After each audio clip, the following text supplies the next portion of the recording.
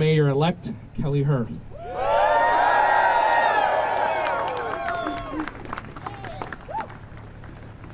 Nyashong, it's hard for me to stand in front of you here because I think that I'm standing here as a mayor-elect or a previous state representative, but I do not.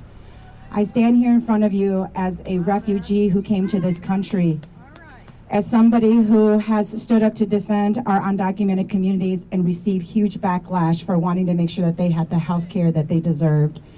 And now to sit here as the mayor-elect and watch this happen and unfold in our city, I want you all to know that I am standing with you, not as somebody who is in government, but as somebody who is from an impacted community, who's watched people from my own community who are American citizens get detained by ICE and held for days until they could prove that they were American citizens. When that happens to our communities, it is not just that they were detained and released, that they lose jobs from not being able to go to them, that their families that relied on them cannot, the children who needed their parents to be there to give them transportation to school do not have them, that there are huge ripple effects to what happens when our families are targeted in this way. Yesterday, as this was all happening, I was with all of you.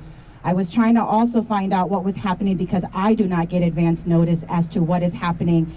And so I want you to be assured that I was in close communication with our law enforcement, our SPPD, to try to figure out what was happening and unfolding on the ground as well.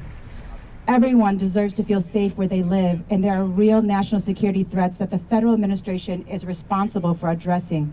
But flooding our neighborhoods with ICE and other federal agents only heightens tensions on the ground rather than calming it.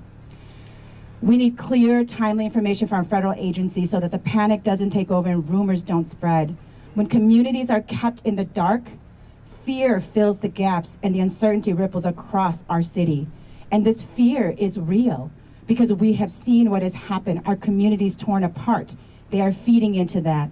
We must not let that happen. You know, federal agents were wearing gears labeled as police, which is not standard issue for our St. Paul Police Department.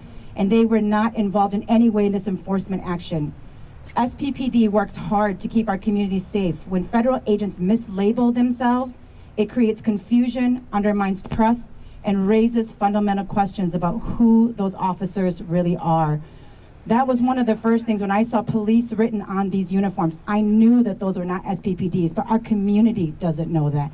And we need to continue to have trust with our law enforcement entities. We cannot let them create confusion for all of us.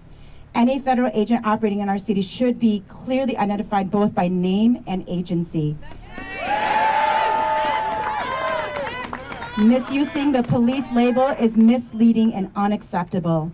And what happened yesterday, the violence, the confusion, and the lack of communication, the federal administration benefits when we are confused, divided, and unsure of what actually is happening on our streets. This is exactly the kind of situation where a rapid response communication system could have helped. There is much we need to do in our city in creating this network and this infrastructure. And I am so thankful for Edwin and all of the partners in the Immigration Defense Network. I want to thank the groups that are sponsored.